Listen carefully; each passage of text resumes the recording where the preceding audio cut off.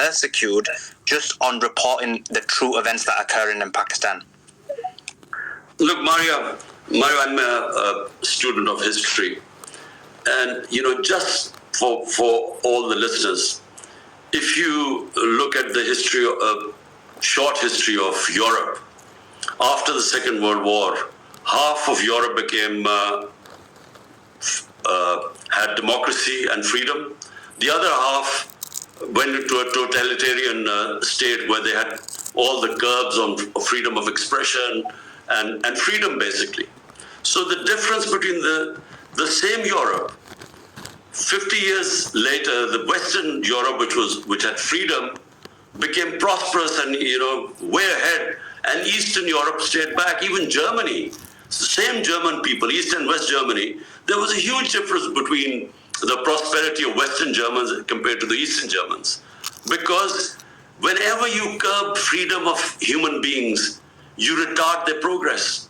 That's why real democracy is real freedom, and real freedom means prosperity and humans' progress. So South and North Korea, the same Koreans. Look at the state of North Korea and look at South Korea. You can't compare the difference of development and prosperity between the two Koreas because they have put curbs on freedom. So Pakistan, unfortunately, as I said, is going through this dark period now. Not only are the decisions of our Supreme Court, of our judiciary, not only are they openly violated by the government, not only does the government not go by the Constitution. For instance, according to the Constitution, as interpreted by the Supreme Court, the elections of this biggest province where I'm sitting in Punjab was supposed to be on the 14th of May. The government just refused. They refused to hold it and not abide by the Constitution.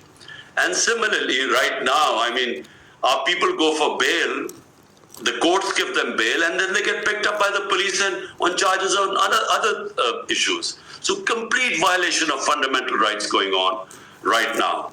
But the worst is the curb on media, because our media had gradually evolved over a period of time, just like our judiciary. The judiciary asserted its independence. Normally it used to be subservient to the executive. And then our media, over a period of time, became vibrant, and one of the most vibrant medias probably anywhere in the world. Now, there is complete censorship. Even my name is not allowed to be mentioned on national television. And worse, some of our best journalists, 4 of our best journalists have left the country because they were scared of threats to them. There were cases against them. One of the best investigative journalists, Ashad Sharif, had to leave the country and was actually murdered in Kenya. And then right now, for almost a month, the Pakistani journalist who has the highest viewership on YouTube, first they hounded him out of the main media. So he went on YouTube. He had the highest viewership. And he's disappeared for over a month. And you just cannot go against the will of the people. If the majority of the population is behind, if they want PTI, then you can't just wish it away by these draconian measures. Because the public opinion is like a spring. The more you press it, the more it comes out.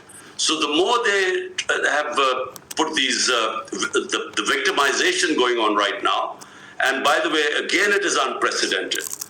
Never have we had the sort of measures we were facing right now. Even the families are not safe. All the Chief of Wagner is apparently staging a coup. A large part of the soldiers of the Russian army now strongly support us. That was a statement he's made.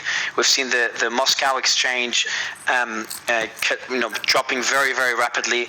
We've seen reports from BBC Russia states that the FSB and the SOB are establishing roadblocks in Moscow and around Moscow. And we're seeing a lot of images of the forces on the streets in various cities. And we also see there's a criminal probe. The FSB has mentioned that there's a criminal probe into calls to stage an armed mutiny after the comments from Wagner. So that's a quick update there, and that will be covered next on the show. Danish, go ahead, sir. Oh my God.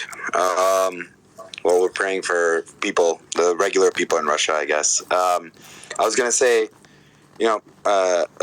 sir, one of the big points that you have brought up today, and that, you talk often about in your speeches, is around the establishment. Often the establishment, for people that are not paying attention, seems like this boogeyman, right? This group of people that are responsible for all the bad things that happen in the world. But when you talk about the establishment in Pakistan, you're very specific about the two families, the army, especially certain parts of it, and the ruling class. But you've also previously mentioned about the global establishment. And I think for a lot of the people, we have a global audience, most of it in the USA, but a really global audience. When you talk about the global establishment, who are you really referring to? I mean, we're seeing what's happening in Russia right now. We know what's been happening around the world. When we'd love for you to define a little bit more of what that global establishment is. Well, look, I haven't really spoken about the global establishment. I specifically talked about, this one incident where I had the cipher. I mean, imagine my own ambassador sending me this message that this government official is saying, get rid of your elected prime minister. Imagine how insulting it was. I mean, I thought I was really furious, not so much as that there was a conspiracy going on, and just the arrogance and how insulting it is for a country to find some official sending a message to the elected prime minister. But look, if you have public support in your country, then basically it does not matter. No one can really do much against it. The problems happen when the political engineering can be done. When you have two or three players and then one gets picked up because they are supposed to serve your interests more. So then that establishment can come into play. But right now in Pakistan, when people say, look, you criticize the US regarding the cipher, and now you're asking for help. I'm not asking for any help. I don't want help from anyone else, from outside. I mean, either the people of Pakistan will elect me, or if they don't elect me, that's fine, because they have already given me enough respect. But all we want from the Western world is that they should stick to the values they preach, which is about promoting democracy, about freedom of expression, about rule of law, about human rights, talking against custodial torture. All that is happening right now in my country. They should just speak about the values they preach. It should not just be when you want to criticize Russia or China that you bring out these things of democracy and human rights.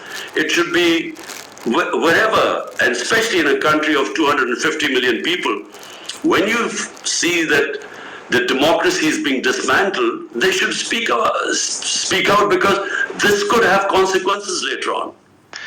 Sir, as we speak, we are getting reports from the audience, and by the way, for the audience, the purple bubble at the bottom right corner allows you to comment and chat to other audience members.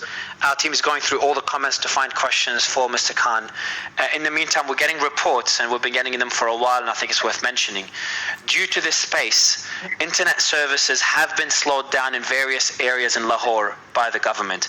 So we had this report by multiple sources. Obviously, I'm not in Pakistan to be able to verify, but it wouldn't be surprising. And we did talk internally about attempts to crash this space. We did talk to Twitter's team to make sure that they do help us in the background, that nothing goes wrong. Otherwise, I will go to Sulaiman for the next question.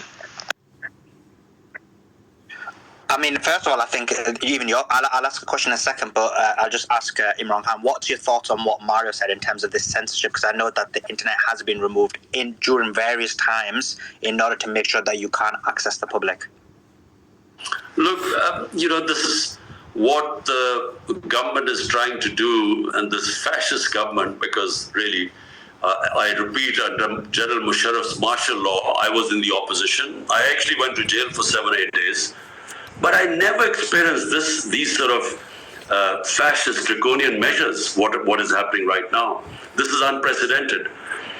And the problem is that they don't realize that the world has changed because of social media. So I'm completely out of the mainstream media, but because of social media, I can still get my messages through. And so all these tactics don't work anymore. They used to work at one time, when during General Zia's martial law, General Ayoub's martial law, there was complete media censorship. And you actually could get away with it because we had no other source of information. So we would believe whatever I'm talking about when I was growing up, we would believe whatever the government-controlled, censored papers and television would say. But now everything has changed. The rate at which information goes viral is so rapid, it just cannot be controlled. Sulaiman? Essentially been ruling Pakistan and taking turns in terms of owning the leadership of the country.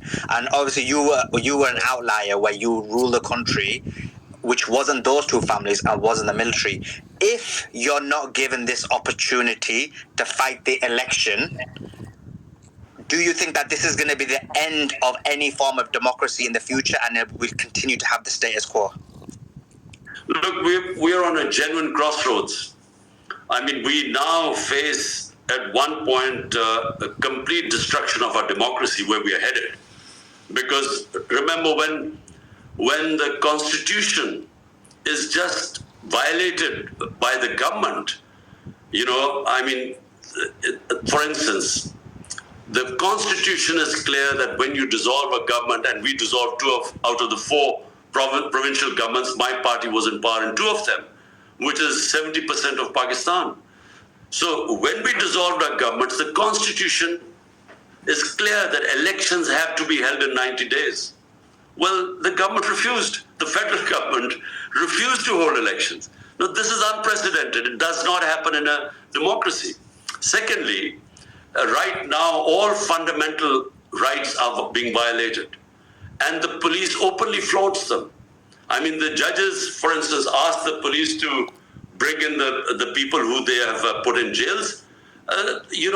First the police doesn't respond, and then when they bring them, the judges give them bail. They're immediately taken. Some other charges are levied on them, and then this media, total ban on media. I mean, my name cannot be mentioned on the media. I mean, this also has never happened before. So we are heading towards a blind alley now.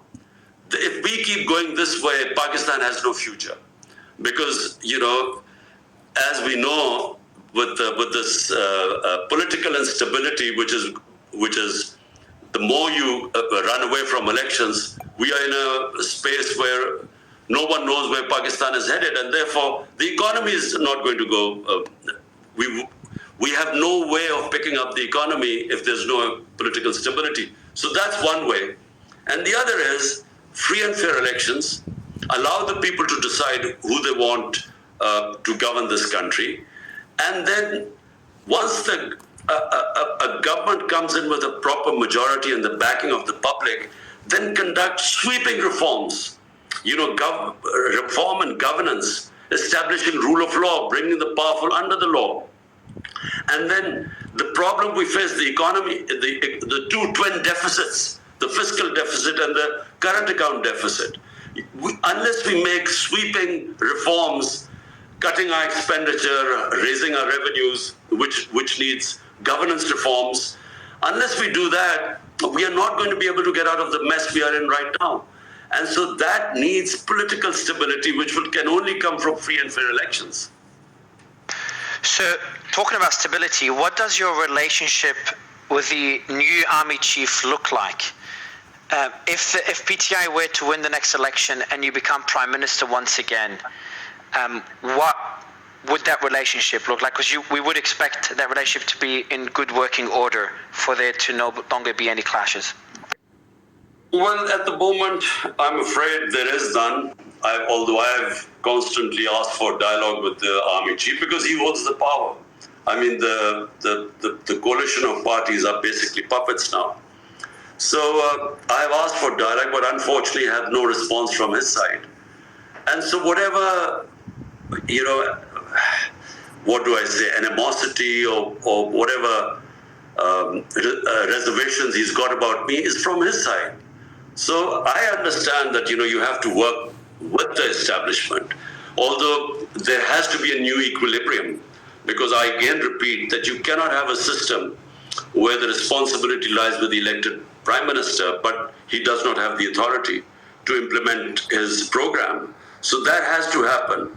At the same time, the establishment has a role, but that has to be defined again, because the way things are right now, the hybrid system which we've had so far has clearly not worked, because as I said, in the last 30 years, first India overtook us, and then Bangladesh overtook us. And bearing in mind, till 80s, we were ahead of all the countries as far as our economic indicators go. We were ahead of all the countries right up till the 80s. Danish? The economy for a second. When we look at Pakistan right now, you were mentioning the deficits. You were mentioning, some of the challenges, economic challenges of the common people of Pakistan. But the military in Pakistan still continues to demand the lion's share of the national budget. What are your thoughts about the amount if you are given the opportunity to run again? What would you do to the budget for the military?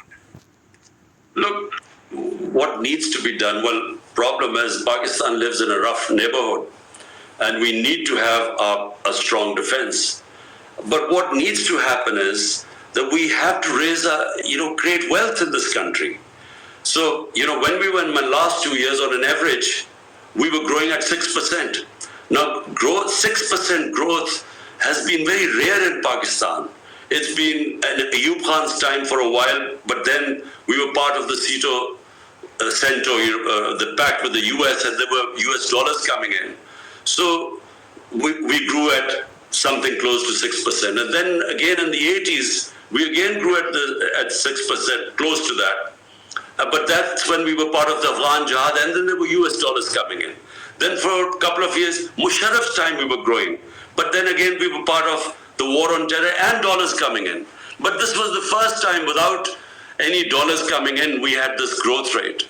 So you have to create wealth in Pakistan. The problem is that unless we create wealth, neither can we pay our debts, nor can we afford now to pay not just our military, but even for our health and education or human development. So therefore, that can only happen if you fix the governance system, attract investment in the country. Problem is, when you do not have rule of law, you cannot attract investment. The investment which Pakistan can attract immediately is from overseas Pakistanis. Now, just to give, because the audience is in the US, so just 16,000 Pakistani American doctors in North America, their net worth is $200 billion. So bear in mind that there are 10 million overseas Pakistanis. So if we could just fix our governance system, we could attract their investment. The reason why they do not invest in Pakistan is that out of 140 countries, in the rule of law index, Pakistan was 129th. And this is before the crackdown. Now we would have slipped even further down.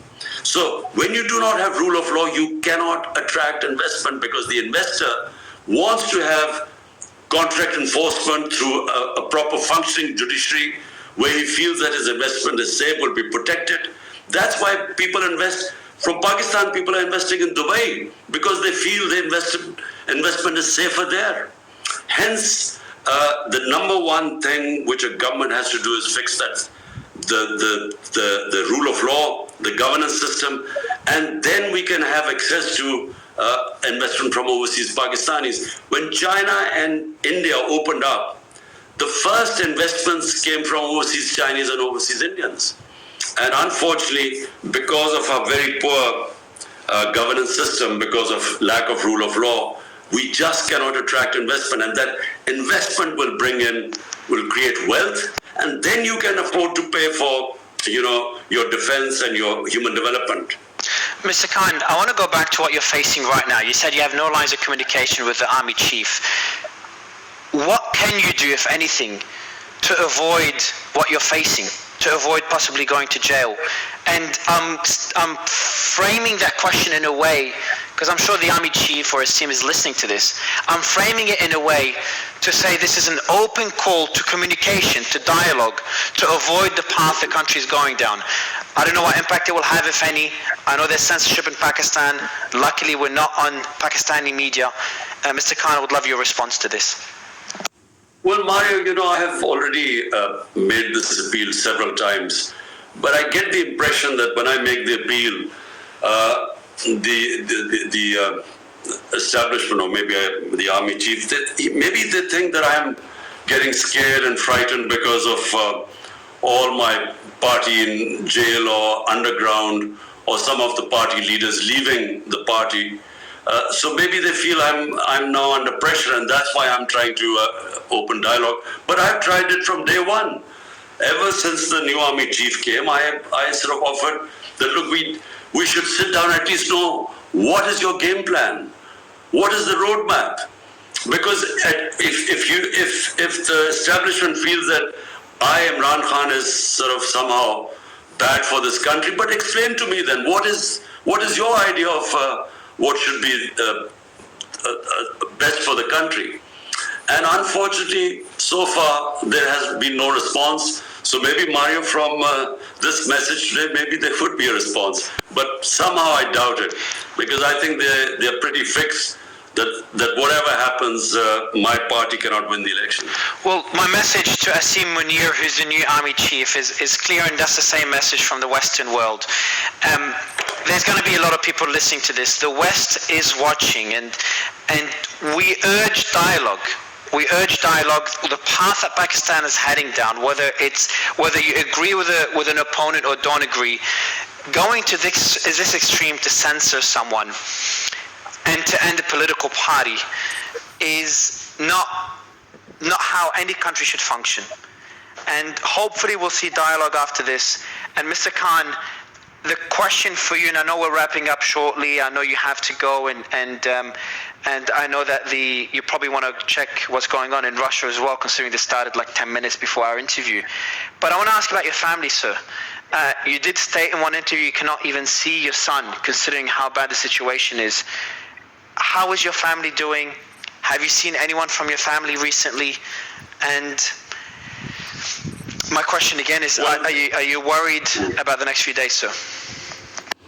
Well, my wife has cases against her. They've taken out warrants against her. My sisters, 3 of my sisters, they've gone after them. So some of them my nephew has gone abroad because they were looking for him. So anyway, so the family, my sisters have been all somehow or the other been approached by these intelligence agencies. One of my younger sister has had these corruption cases against her. So all this is happening. But this is not just happening to me, it's happening to all my party members, their relatives. There have been cases on all of them. Cases, whether it's corruption, whether it is tax department, whether it is FIA, all the agencies, the main concern right now, I mean, you'll really be shocked. All the agencies of the government, the institutions of the government, their one aim is to somehow destroy and crush PTI, the party. And of course, all these 170 odd cases against me. So not just me. I mean, you asked me a question, do I feel worried about myself? Actually, more about my people who are suffering. People in jail, 10,000 people in this heat, stuffed into jails. Women, especially. I mean, it's never happened that for peaceful protests, women have been thrown into jails. And then, you asked me about my sons. There's no question of me asking them to come over right now, because it is a very, for families, this is a very scary time if they happen to be affiliated to me or my party. Suleiman? So we did have plans for congressmen and senators to come immediately after this, but due to the escalation in